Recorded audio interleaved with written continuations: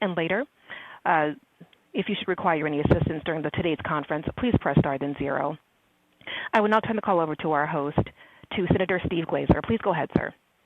Yes, thank you very much. Hello, everybody. Good afternoon. Thank you for being a part of this conversation on such an important subject, unemployment, and some of the programs that are available to help you. This is Senator Steve Glazer. I am joined on this call by my wonderful colleagues in the legislature, Assemblymember Tim Grayson and Assemblymember Rebecca Bauer-Cahan. Thank you both very much for your wonderful partnership and for being a part of these important communications we're engaged in. Thank you for your work on this. We have two terrific guests to be experts to help so many of you who have lost their jobs due to COVID-19 or the stay-at-home order. This pandemic has caused unemployment on a scale none of us have seen in our lifetime. In just 3 weeks, the state has received about 2.4 million claims for unemployment insurance. That is about the same number of claims processed during the entire recession of 2008. In fact, claims are coming in at a pace of more than 100,000 per day, and that is about 40 times higher than the typical daily average. Governor Gavin Newsom says the demand has overwhelmed the system, and despite shifting hundreds of workers from throughout state government to help in processing claims, unfortunately the state has not been able to keep up. I was on a call yesterday with the state's labor secretary, and her message was to, quote, please keep trying, please be patient. Eventually, everyone who is eligible for assistance will get it. But those are not words of comfort to anyone who has lost a job, has bills to pay, and needs food to feed their family. There are many questions about new federal programs and the rules that govern them. Folks want to know if they're eligible, what information or documents they might need for the application process. Today I have two guests who can answer many of those questions. They are George Warner and Jenna Gary. They are lawyers for Legal Aid at Work. It's a nonprofit organization that advocates for workers and offers workshops and counseling to people seeking assistance. George is a fellow with the Wage Protection Program at Legal Aid at Work, where he represents workers who have experienced wage theft and workers who have been subject to labor trafficking. Prior to joining Legal Aid at Work, George, you worked for a number of judges, the judge on the U.S. District Court for the Northern California District, I understand, and also the Ninth Circuit U.S. Court of Appeal. And I understand you graduated from Brown University and Stanford Law School. So, George, thank you for being a part of this conversation. Thanks for having me. We are also joined by Jenna Gary. She is a senior staff attorney for Legal Aid at Work and an attorney in the Work and Family Program. She focuses on employment rights of pregnant women, new parents, caregivers, and survivors of domestic violence. Jenna, as I understand it, you have a bachelor's degree in political science from New York University and a law degree from Georgetown University Law Center, where I understand you were a top scholar. Jenna, welcome. Thank you so much for having me. So I want to ask some overview questions for George and Jenna, and then I want to try to get to your questions that you've submitted. Over 150 questions have been submitted for this town hall. We are still taking questions, so you can still send them to me per the instructions in the email that you received. And my goal is to try to get as many as we can in our conversation today, which won't be easy, but we're going to have some lightning rounds here in a few minutes, and hopefully many of you who have written will get that specific question answered. So my first question is to George. George, can you start by giving us a brief overview of the kinds of unemployment benefits that are available, and what has changed under the new programs approved by Congress and the President? Yeah, sure. So there's really two main types of unemployment insurance benefits that you can access. One is the traditional just unemployment insurance that you apply online at uio.edd.ca.gov. That's the Employment Development Department. website, and normal unemployment insurance is you'll get between $40 and $450 a week, depending on your work history and how much you're still able to earn. Now, under the Federal CARES Act, anyone who gets that $40 to $450 a week will be getting an additional $600 each week for the next 4 months. And normally, for unemployment insurance, the benefits will last 26 weeks. But for because of the CARES Act, benefits will last an additional 13 weeks. So instead of up to 26 weeks, it's now up to 39 weeks. The CARES Act also implemented a new form of assistance for people who are unemployed called Pandemic Unemployment Assistance. And you are not yet able to apply for that program online or at all. Once that the EDD, Employment Development Department, is still developing the application for that program. But that program will allow workers who are not normally eligible for unemployment insurance, either because they're self-employed or they don't have a sufficient work history to be eligible for unemployment insurance, they will be eligible for the new program, Pandemic Unemployment Assistance. And that program will also, for most workers, the amount that you get in Pandemic Unemployment Assistance will be identical to the amount that you would get under unemployment insurance. Although for some workers, you will get slightly more with Pandemic Unemployment Assistance than the equivalent worker would get in unemployment insurance. And George, the Pandemic Unemployment Assistance, that's new. Those who are eligible for that, self-employed gig workers, and the reason that they're slow to develop the process for getting that assistance is because it's a brand new program. Is that right? Yeah, that's exactly right. And one thing I will just add a little point of clarification there, which is a lot of people who think that they're self-employed, and I'm sure we'll get into this more during the Q&A, but a lot of people who may think of themselves as unemployed or who have been told that they're an independent contractor by the employer are eligible for traditional unemployment insurance benefits. And if you're eligible for traditional unemployment insurance, then you are not eligible for Pandemic Unemployment Assistance. And so I encourage anyone who may be eligible for unemployment insurance to apply now for unemployment insurance. And if you get denied because you are a true independent contractor, then move on to Pandemic Unemployment Assistance. But a lot of gig workers will be eligible for unemployment insurance as an example. And I'll ask some follow-up questions on that specific issue, but if a lot of times people worry that if I pick the wrong category, I'm going to lose out. And so you just described how you could very well be eligible for unemployment insurance, but if you are denied, then here is another track to be on. Can you be clear that will they have lost that time? Will they have lost the benefits because they chose wrong? Yeah, they should not. That should not happen. And I can't guarantee that in every single circumstance that the EDD will properly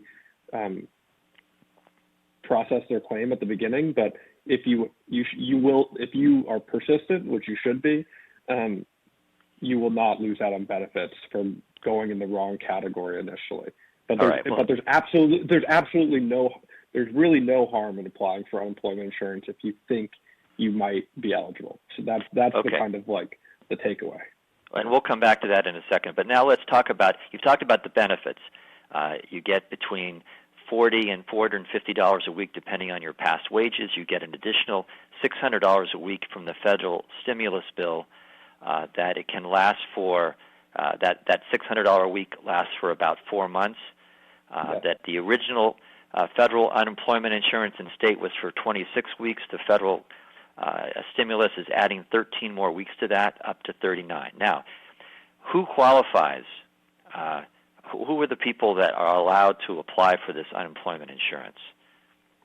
So you have to be out of work or underemployed through no fault of your own. You have to have enough past wages to qualify, and you have to be able, available, and willing to work. And I can go into more detail about each of those categories, but in terms of past wages, you're really looking at about $1,300 during a 3-month period, a 3-month quarter over the last year and a half. So if you've earned more than $1,300 in a 3-month quarter in the last year and a half, you've earned enough past wages. In terms of being able, available, and willing to work, the biggest barrier that we see is that people who are undocumented are not able to work legally, and are thus not able and available to work for purposes of unemployment. That said, you do not need to be a citizen. You do not need to have a green card. As long as you have work authorization, you are eligible for unemployment insurance. So many immigrants and non-immigrants who don't, who are not permanent residents can still access unemployment insurance. Good. And let me ask you one more question, and then we're going to get to Jenna. How long, once your application is in, how long does it take to get financial help? Okay. That's a tough question. In normal times, it should take around 21 days for you to get your benefits from the date you apply. It might take a little longer right now. And there are a few things you can do to speed up the process. One is to apply online. And the second thing is to not request checks. You'll automatically be, the debit card option will get to you faster than the paper check option. And I just want to add one other caveat, which is that if you were misclassified as an independent contractor, or if you worked for a company that did not pay you payroll taxes, either because you were paid in cash or for some other reason, it's going to take longer. And you're going to have to be patient, and you're going to have to work with EDD to get evidence of how much you earned to them so that they can get you eligible for benefits. Great. Let me go to Jenna now. Jenna, can you give us an overview on the issue of family leave and sick days so our listeners can get up to speed on what those rules and requirements are? Yeah, of course. Thank you so much for having me, Senator. So as was said, my name is Jenna Gary, and I'm a senior staff attorney. And while these are, truly extraordinary times, we are very lucky that here in California, we already had laws and social insurance programs set up that can help workers during this time. And so the first one that the Senator mentioned is paid sick days. So here in California, all employees are entitled to at least 3 paid sick days each year, and many localities actually provide for more days. And then under recent federal legislation that went into effect on April 1st, if you work for an employer that has under 500 employees, you're going to be entitled to 2 weeks of paid sick days, which can be used for many reasons relating to COVID-19. And I can get into more of them later, but if you are still employed and you have not been laid off, you now have access to these 10 days. So if you're unable to do your job because of COVID-19 related reasons, you can access them, and these are paid directly by your employer. And then for individuals who maybe fall outside of the paid sick days or have exhausted them, in California we're really lucky because we also have a state disability insurance and paid family leave program, which allows you to receive partial wage replacement benefits while you're unable to work because of your own disability or because you're caring for a family member who has a serious health condition. So COVID-19 related illnesses and diagnosis would fall under this. These programs, unlike paid sick days, are entirely employee funded, and as long as you've been paying into the state fund within the past year or so, you are eligible for these benefits. So nearly all employees actually pay into the state disability program, but you can check if you've been paying in by looking at your pay stub, and you'll see CASDI. If you see that, then you can qualify for state disability insurance and paid family leave. There's also other laws. Yeah, I could pause there if you want to ask some questions. No. Oh, I was just going to mention there's a few other laws in California that might protect your job if you need to take time off because you're sick or you're caring for a family member or you're caring for a child because of school closure. So that's the California Family Rights Act and the Family School Partnership Act. The California Family Rights Act can provide eligible employees with 12 weeks of job-protected time off if they're taking time off to care for their own health condition or family members. And then the Family School Partnership Act can provide you with protected time off if you are caring for a child because of a school or child care closure. Great. So that's so two programs, a federal program that you may be eligible for and a state program, if you paid into SDI, that you're also eligible for. Correct. Okay. And the federal program, just to be clear, it's a federal law, but it actually is just a law that dictates that your employer has to pay you. So the benefits under the federal programs are paid directly by the employer, and then your employer can seek reimbursement, but there isn't any kind of federal agency you apply to get those benefits. Okay. So it could be a case where your employer may not know the rules and not know that those are reimbursable expenses, so they have to be educated on that. Exactly. Okay. All right. Well, that's a good 10,000-foot overview on both programs, and if I could, let's get to some of the questions that have come in. So one of the questions that runs across a number of people is they have been unemployed before the COVID-19, the coronavirus came into play, and their health benefits, their 26 weeks were running out. Are they allowed to get the additional 13 weeks if they have run out or if they may be running out? Are they eligible now? Yeah, I'm happy to answer that question. The answer is yes. You will be eligible for the 13 additional weeks of benefits. And as we have and will say for many of these questions, you're going to have to be patient with the Employment Development Department as they implement the new federal rules to allow for 13 additional weeks. So if you're still receiving benefits, you shouldn't have to do anything to get the 13 additional weeks. If you ran out of benefits earlier this year, you're going to have to reopen your claim. But you might have to wait. You might have to wait a little bit to be able to reopen your claim online.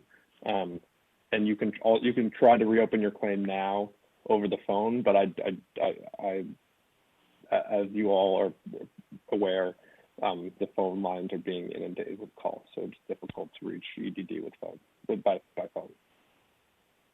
Very good, and that's an answer to Derek's question and a few others. Thank you very much. So Yvette writes in, and she says, for people who have different categories of income, meaning W-2 and 1099, which I guess is being an employee and then in a consulting role, will it mean choosing the greater of the two and using that figure for EDD? That's Yvette's question. So not exactly. What you should do if you were working both as a let me take a step back.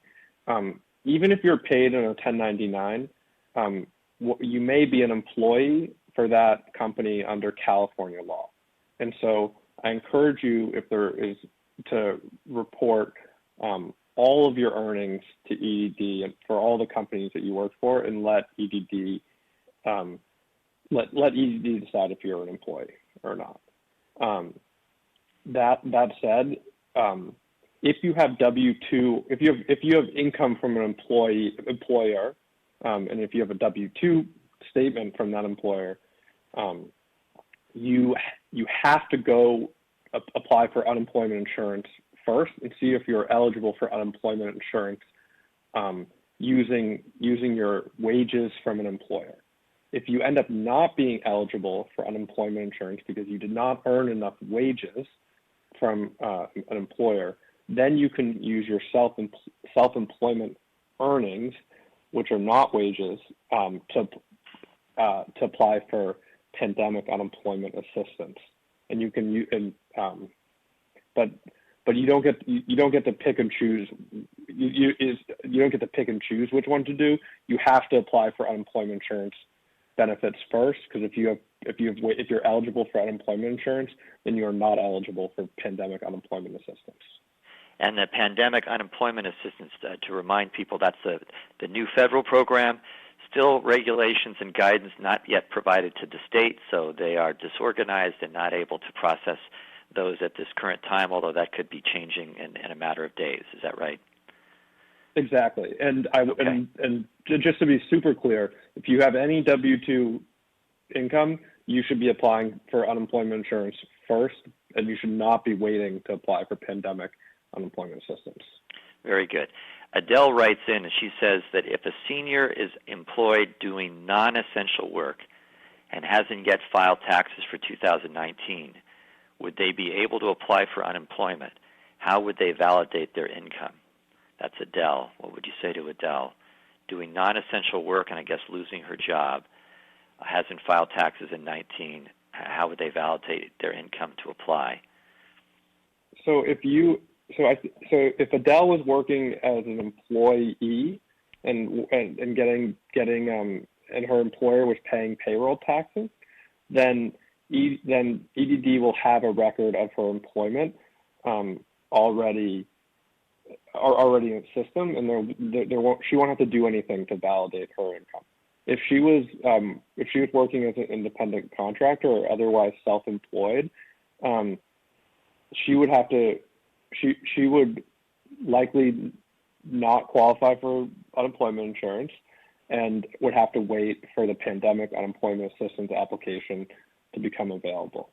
And then she would need to prove up her earnings by showing, I don't want to speak in too much detail about how to prove up your earnings for pandemic unemployment assistance because the guidance hasn't come out yet, but traditional ways of doing that are invoices or receipts or your taxes.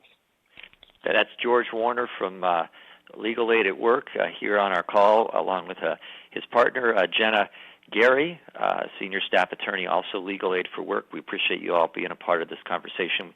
We have a lot more questions to go through, and let me mention that George and Jenna, there is a contact number, there is a website, both resources for people to follow up with as needed.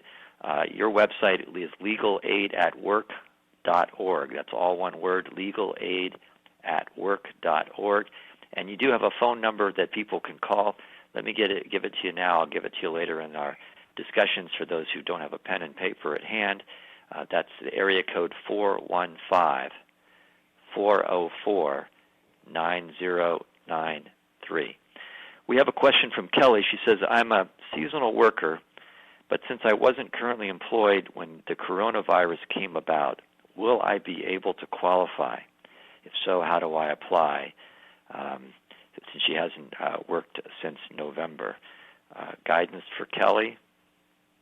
Yeah, so Kelly should be able to apply if she's now available and able to work, and she has earnings in the past 18 months, which she almost certainly does because she's a seasonal worker, so was working last year. She should be eligible for unemployment insurance benefits based on her last year's earnings and the fact that she is now able to work. Great. Suzanne asked a question I think a lot of people have asked. Do I qualify for unemployment benefits if my hours and subsequently my pay have been reduced? And in this case, she says reduced from 40 hours to 32 hours, but there are many people who have written that have much more significant reductions. Can you speak to their eligibility when they haven't been laid off, but they have had their employment reduced? Definitely. So unemployment insurance should really be called underemployment insurance. It doesn't matter if you are laid off or if you're furloughed or you're now just working less hours. As long as you're working, if you're working less hours than you normally work, you may be eligible. And there are some cutoff points that are important to know. If you're making more than $600 a week right now, then you are definitely not eligible for unemployment insurance. And for some workers who earned less than for workers who earned less than around $11,500 during any 3-month period in 2019, those workers may not be eligible even if they're now earning less than $600. And then I will also say that if your work, in Suzanne's case, she's still working 32 hours a week, and she was working 40 hours a week. So her work was reduced, but not by that much. In circumstances where you've only lost about a fifth of your hours, you likely won't be eligible because your continued earnings are going to eat away at any benefit that you're entitled to receive. When it's a more significant reduction, so basically anything, if you're working less than 3/4 of your normal work week, you are more likely to be eligible, much more likely to be eligible for unemployment benefits than if your reduction has been, if you're still working more than 3/4 of your earlier hours. Okay, that's pretty a little complicated. Sorry, it's incredibly complicated. I wish that I could give like. Jenna, do you have a clarification or added insight? Yeah, I was just going to add in, there also is a program under unemployment insurance called the Work Share program that allows employers to reduce hours across the board on their employees, but also allow their employees to get unemployment insurance. But it does require the employer to actually affirmatively apply for that work sharing program. So that may be something your employer may not know about, and you may want to talk to them about looking into that. Okay, good counsel. Yeah, I didn't say that. I could not agree more with that advice. Yeah. That is, if you are an employer who's trying to do right by your employees, or you know an employer who's trying to do right by their employees, I really encourage you to look into a work sharing option. Well, let me ask you this, George or Jenna. So you're the employer now. You're in this financial crisis. You know you have choices. Do I lay half the people off? Do I cut their hours down for everybody? And you're wrestling with these choices, and they're not easy ones. Is there some guidance? I know most of the folks on the phone now are people that are not business owners, but there may be some employers on. How can they make those choices that give their employees the best chance to be made whole? Now, I know that there are some federal programs that provide incentives for businesses to keep their folks on payroll and actually get a reimbursement for up to 8 weeks. And that's I don't want to take the time now to get into that particular program. But if it's you guys, you're the employer now. Are there some tricks that employees and employers should be talking about to try to give them their best opportunity to get some unemployment insurance benefits and reduce the payroll in an appropriate way for your business? I can take a stab at that. Jenna, go ahead. You first. No, I was just going to say, I think the work sharing program is probably the best option to allow your employees, if there is still work, for them to continue to work at reduced hours, but also get unemployment insurance on top of that, because the work share program is also eligible for the additional $600 top-off, which is the new federal program. So if that's possible at all, I would highly recommend that. And then also, I do think taking advantage of not only the PPP program, which is the ability Paycheck protection. Yeah, exactly, to get a grant. I mean, it's a loan, but it ultimately is a grant that's forgiven to pay your payroll as long as you're using 75% of the proceeds for payroll, but also to take advantage for the paid sick day program, which allows you to get refunded in tax credits as well. So I think as long as you can, keep people on payroll and paying them, that is going to be good and ultimately the best. But if you do need to reduce hours in such a way that it still isn't enough of a reduction to qualify them for unemployment insurance, you just really want to get in that work sharing program.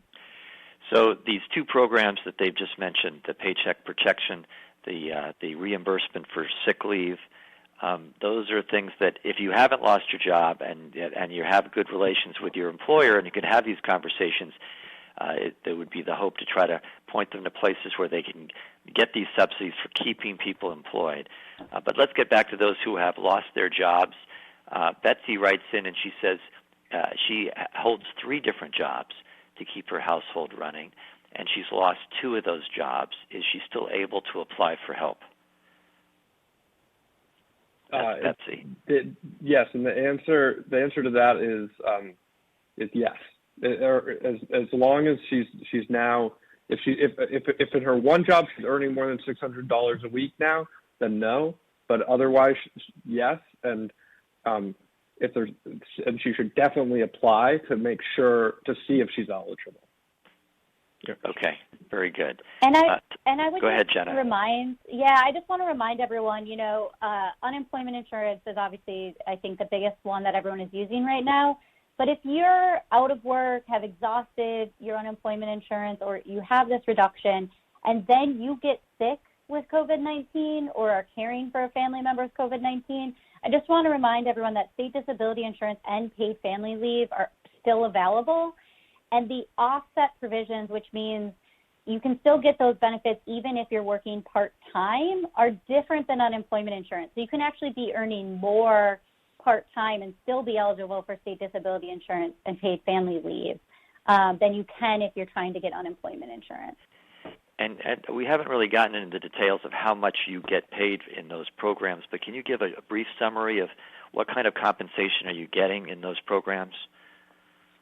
Yeah, so you get 60 or 70% of your normal weekly wages, depending on your income. So all workers will get at least 60%, and then California's lowest income workers will get 70%. And they range from the minimum amount you can get is $50 a week, and the maximum amount you can get is $1,300 a week. Okay, so those are very significant benefits. That's under the state disability insurance program. Correct. Okay. Back to questions. Tom has written in and said, I applied for unemployment benefits online on the 20th of March. When I went back and tried to go to manage my account section, I found out I needed an EDD 10-digit number, which was to be mailed to me. He says, really, why can't that be emailed to me? So this is the issue of the 10-digit number. I guess that's your identity number that is critical for all of your applications. Is that right? Yeah, and I don't have a great answer for that other than that's how the system is currently operating. If you have lost the 10-digit number that's mailed to you, you can try calling UI Online Technical Support, and that number is 855-327-7058.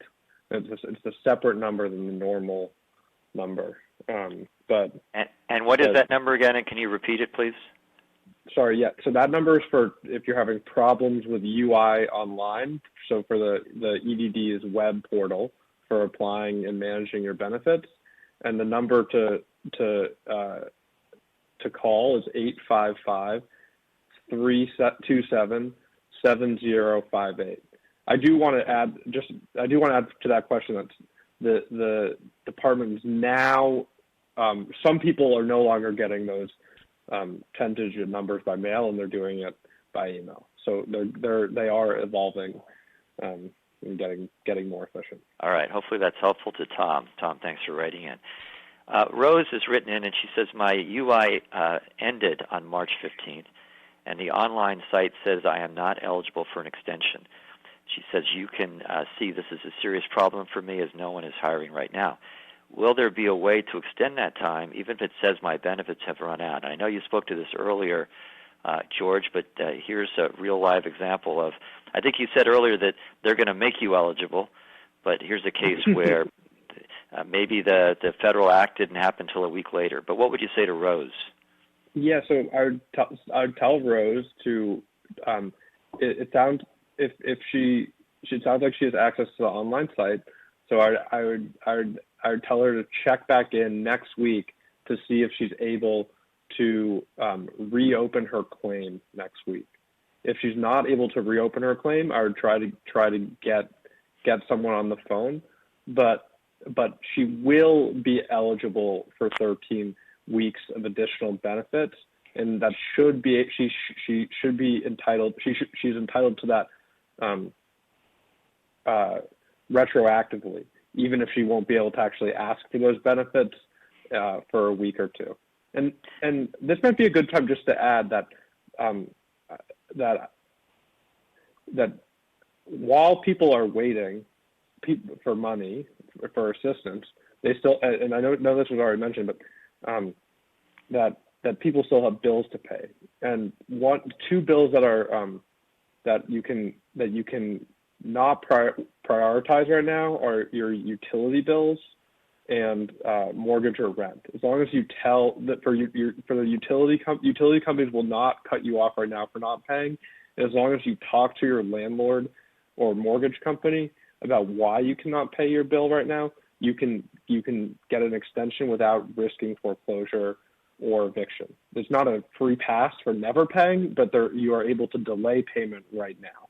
And those are bills that you might want to think about. If you need to prioritize bills, those are the bills to consider putting lower on the totem pole. Okay, that's really important guidance. I know it comes at a very difficult time for people who are experiencing that. But if you have to choose, it's better to hold on to your rent and your utilities because they can't shut it off and they can't foreclose on you for the duration of this crisis. That's right, George. Yeah, and just to be clear, when it comes to rent, have a conversation. Have a conversation with your landlord or your mortgage servicer, preferably in writing. That will give you the most protection. But yeah, there's a eviction moratorium right now, and most mortgage companies have promised to allow forbearance for 90 days. Some companies, there are company by company policies that gets a little bit more complicated, but the basic idea is that you should talk to those people and figure out a solution, knowing that you have protections under the law right now. Very good. More questions. This is from Liz. I'm technically still employed. However, I was given 0-hour schedule starting on March 16th. Can I apply for unemployment, and will the gap between the 16th of March and the date I file for unemployment affect how much I get? Yes, I'm happy to answer this one. I've already said this, but I'm definitely happy to say this again. It does not matter if you've been laid off or if you're on a 0-hour schedule or if you're furloughed or if you're on a 10-hour schedule. As long as your wages have been reduced, you can qualify. So Liz should definitely apply. And then as to the second question, normally you need to have a good cause for waiting to apply. Everyone has good cause for waiting to apply right now because we're in a chaotic situation and it's hard to get the EDD to answer the phones, and people don't totally, there's a lot of complicated things happening. So I think that the Employment Development Department has promised that they will backdate claims automatically, and so you should be able to get them starting on get benefits starting on March 16th. If not, be pushy. Send them a letter saying that you had good cause for delay and that you are confused about your eligibility because you're technically still employed, and get the benefits you deserve. Terrific. And we're on the phone with George and Jenna from Legal Aid at Work. This is Senator Steve Glazer. I'm joined by Assembly members Rebecca Bauer-Cahan and Tim Grayson. You know, one of the things that really surprised me as I dug into some of these issues is that, and people have been very frustrated that EDD is not answering the phone. I don't know if people realize that EDD only answers the phone in the morning, and that they take those workers who are answering the phones in the morning and they use their time to try to process claims. George and Jenna, is that commonly known out there? You know, I don't know. That's honestly, that's a great point, and I haven't emphasized it enough in the past. But yes, most of if you're trying to apply, you have to get in before 12 p.m. And that's one of the many reasons why it's better to apply online. That's 12 noon. Right? Yeah, 12 noon. Yeah. But now when you get to applying online, Judy writes in and she says, the California unemployment website doesn't seem to be set up for self-employed people like her. And are unemployment benefits available for people like her? So now we get into this terrible cycle of where they're told that they're now eligible under the new program. They go into EDD, they look, the application, all that, and it now doesn't provide the room for them, right? Because the states haven't got the guidance to how to incorporate them. Is that a terrible circumstance that we've put our unemployed people in? Yeah, it's pretty. It's exceptionally frustrating and disappointing. It's a pretty frustrating situation. Judy, if Judy is, I just want to take this moment to emphasize that there are people like Judy who are definitely self-employed, and those people should wait for pandemic unemployment assistance to be available. The application for pandemic unemployment assistance to be available. Then there are other people where it's much less clear whether or not they're an employee or a true independent contractor, or truly self-employed. So if you're working at a nail salon, you're working as a barber, you're working as a janitor, you're doing delivery, or any job really where even though you're getting paid on a 1099, you're working standard shifts, or you're doing the exact same line of work as the company that is hiring you does. So if you're doing design work for a design company, in those circumstances, you should apply for unemployment insurance now and list that company that you work for as your employer. And if you get denied, then you can apply for pandemic unemployment assistance. But there's a chance that you will be eligible eligible for unemployment insurance, even though the company has treated you as an independent contractor, or even if you think of yourself as independent contractor or self-employed. Okay. Paul, you've written in talking about you've used up 26 weeks already, laid off from HP, want to reopen your claim. I think the answer is that yes, you can, and you have to reapply, or what steps should you take under this new 13-week extension to get back into the system? There's a process called reopening your claim. So it's different from reapplying. It's not a new claim. You will reopen your claim. And, okay. There should be a process on the website to do that. All right. Heather writes in. Terrific. That's for Paul and for many others who have had that same circumstance.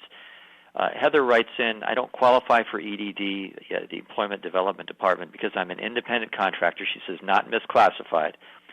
I do not qualify for a small business loan. I do not qualify for food stamps and other services to support my family because they use the EDD qualifications to qualify for those programs. She says, my tax returns do not reflect any drop in income because this is only hit as of mid-March 2020. Are there ways I can apply for the benefits given her Heather's situation? Yes, so Heather's situation is precisely the situation where you apply for pandemic unemployment assistance once that application becomes available. The one thing I will add is that the Paycheck Protection Program, although not accessible right now to independent contractors, will be accessible to independent contractors in 2 days on April 10th. So although Heather might not think that some independent contractors may not realize that they're eligible for the Paycheck Protection Program, they may be eligible for that program. If you're a higher earning independent contractor, the Paycheck Protection Program might be a better choice for you. If you're a lower earning independent contractor, then the pandemic unemployment assistance is a better program for you. Okay, that's great guidance. And Heather, and for others, if you want to understand better the small business grant and loan options, which George was just speaking about, there's some information on my website, my Senate website, which is sd07.senate at senate.ca/. ca.gov, and I'll repeat that later. And I think it was in my original email inviting you all to be on this call. But to be clear, George has identified two places that if you're a higher earner, potentially self-employed, which Heather mentioned, and that was the Paycheck Protection Program, PPP. That's the new federal program, and then the Pandemic Unemployment Assistance Program, and that's available for independent contractors, gig workers, self-employed. That also may apply to her, right? Okay. Yep. So another question from Gail. She says, my husband has a small business as a self-employed financial advisor, suffered a large loss when the local business closed. Is my husband eligible for both EDD benefits and the $600 a week benefit that's under the unemployment insurance program, or only the, I guess she's saying, which of the two? The website's not clear. Do I file one claim online to be eligible for both? So this is that same dilemma. Your advice is to try to apply as an unemployment, under the unemployment insurance program first. Yeah, so it sounds like this person might, if this person has a small business, then they will likely not be eligible for unemployment insurance, but they will be eligible for pandemic unemployment assistance. That said, some employers are eligible for unemployment insurance if they have paid into the system for themselves in addition to their employees, and it doesn't. But yes, the general guidance is that this person is likely to be eligible for PUA. There's no harm in applying for unemployment insurance now and finding out that you're not eligible. The other thing I'll just add, though, is I think the question is asking also whether the $600 benefit in the federal stimulus is in addition to regular benefits, or you get either the federal stimulus amount or the normal state amount. And the answer is that the $600 is always in addition to benefits that you would get under either state unemployment insurance or pandemic unemployment assistance. And then for the next 4 weeks, you'll get an additional $600 above the normal benefit amounts for both of those programs. Okay, very good. I know we're repeating ourselves, but these things are pretty complicated, and I appreciate you reviewing these rules again and again for all of us. Carrie writes in. She's been writing for newspapers for 36 years. Unemployment claims have run out. Want to have the extension. I think you've answered that already, so thank you, Carrie, for writing in on that. Francine writes in, my employer asked employees to not work in order to avoid having to do a furlough. We're getting partial pay. Can I apply for unemployment? That's Francine. Yeah, I can take this and give George a break for a second if you want, George. Sure, great. No, that's great, yeah. I think, so this goes back to the point George was making earlier that if you're receiving more than $600 in wages from your employer right now, you most likely will not be entitled to additional unemployment insurance benefits. If you're receiving less than $600, then yes, you will be eligible for unemployment insurance, and that also would include the $600 additional benefit top-off under the new federal program. But again, if this is being done, you should talk to your employer about the work-sharing program, because it sounds like this is an ideal situation for it. That's terrific. Good advice. So this is, boy, you know, I keep getting these emails and I can feel the frustration. Brianna writes in, what is your recommendation for families who applied for unemployment online, called the phone lines multiple times, ended up in never being connected to a worker, never receiving promised items in the mail? What is our next step? We don't have weeks and weeks to wait on EDD benefits. We have bills to pay and children to feed. Oh, boy. And this is repeated over and over again. Brianna, I feel your pain and angst. What can she do? Yeah. At first, I just really want to share. I completely understand this frustration, and all I can say is, you know, unfortunately, even before this pandemic, this was a huge problem for so many families, and The EDD, we do know, is all hands on deck right now, and they are trying to do as much as they can. They've already reallocated 200 other employees from state agencies to try to ramp up their abilities.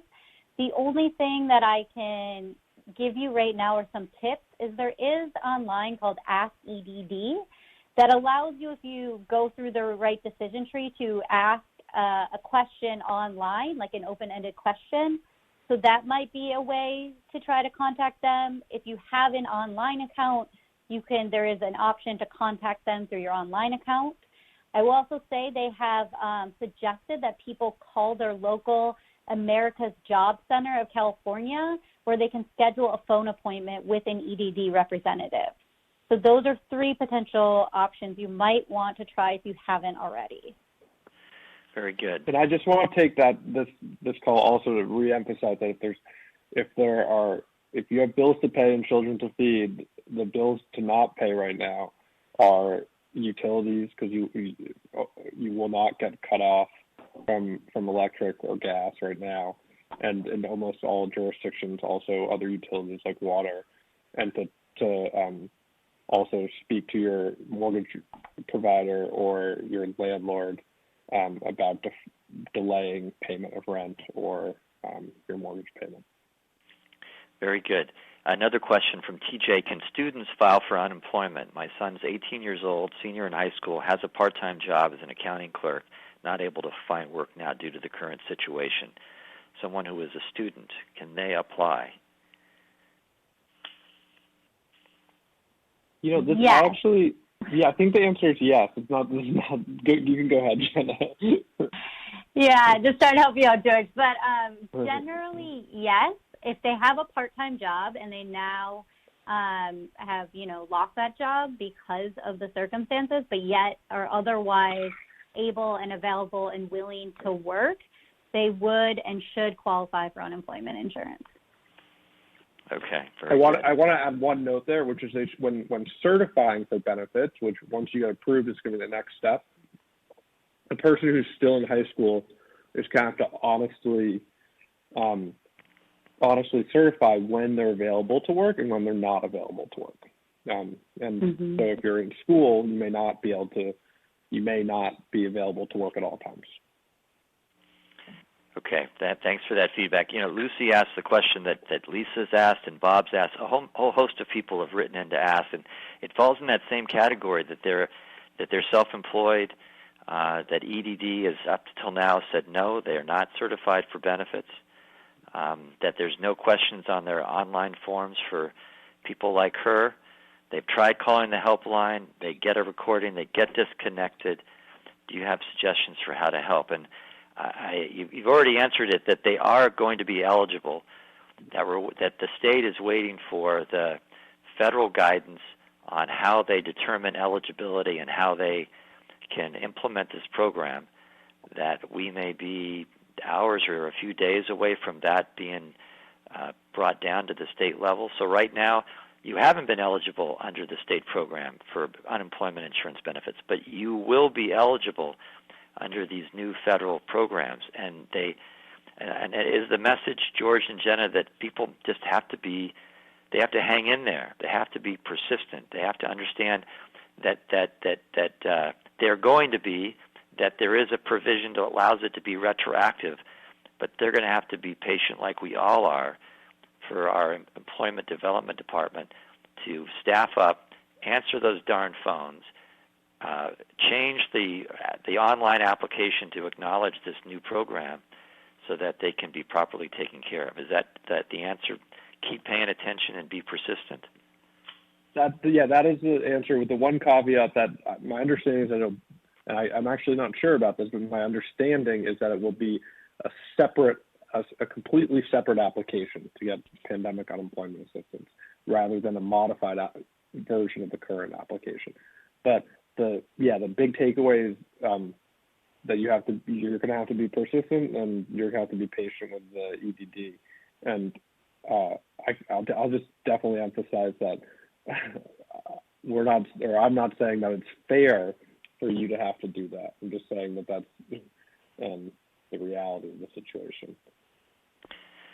Okay, well, boy, I know I've just touched the surface for so many people who have written in, and obviously this is a point of great concern and angst for people. George and Jenna, you've been wonderful to share your time with us and to do your best to answer these questions, and this is something you do every day, and we appreciate it so very much that you've given of your life to help people in difficult circumstance every day. Try to figure out how to take care of themselves, how to avail themselves of these benefit programs on the state and federal level. And I don't know how you do it. And are you both sheltering at home now during our circumstance as well? Yeah, we've been remote for about 4 weeks now from our office, so we're hanging in there. But I do want to just repeat again for anyone who still has questions that we may not have answered or you weren't able to write it down, please go to our website at legalaid@work.org where you'll find the frequently asked questions that we went over today. And all of that information is available in English, Spanish, and Chinese right now. George, any summing up comments you want to make? I think I might have lost Sorry, George. Okay. Mute for a second. No, I'm still here. I was just going to say, yeah, the big thing is that we all feel for you, and we encourage you to be persistent to get the benefits that you're entitled to and deserve. Well, thank you, George and Jenna, and your great organization for the work that you're doing and your willingness to continue to follow up with so many people who are struggling through this circumstance with the great guidance that you've given us today and you continue to do. And I want to thank my partners in the legislature. They've been quiet because I know they wanted to allow a lot of questions to come through, but Assemblymember Grayson and Bauer Cahan, thank you again for your leadership. I know you share my concern about the responsiveness of EDD and the need to get proper guidance out to people so they can get the benefits that they deserve. So thank you to both of you. Thank you, Senator. Thank you both. This is a crisis that none of us have ever faced. We're being forced to deal with challenges that we never thought were ever going to be possible. And as we move forward together, it's important that accurate information get out there about the nature of this virus, how we're fighting it is so very important. And that also applies to our health and to our economy and our personal finances. I want to emphasize the governor's and our county ordinances about staying safe at home, about having appropriate physical distancing. If you have to go out on an essential function, that you do it with a face mask so that you can protect people from, in case you might have the virus yourself. And by the way, 25% of the people who have the coronavirus are asymptomatic, meaning that they don't even know that they have it, but they can transmit it. And that's why those face masks are important when you do go out. But I hope that our conversation today has improved your understanding of these issues. If you want to listen to a recording of this conversation, it's going to be available on my website later today, and that's at sd07.senate.ca.gov. We already have links to the latest information from the Center for Disease Control, the state and county public health departments, as well as the Office of Education. You can continue to send me questions and my staff questions by emailing them to senator.glazer@senate.ca.gov. We'll do our best to answer them or refer you to someone who can. Again, all of our concerns are with you in the tough circumstances that you're facing. And for everybody, it's not just those who have lost their job, but those who have kids that are not in school, for those who have lost their businesses. This is a very, very tough time, but we are in it together. We are hearing some encouraging news about that curve of this virus in our state and how we have to bend it to flatten it so that we can go back to our regular lives and hopefully a better financial circumstance than people who are on this call are facing. So I want to thank you again for being a part of this conversation, and I want to wish you all a very good rest of your day. Goodbye.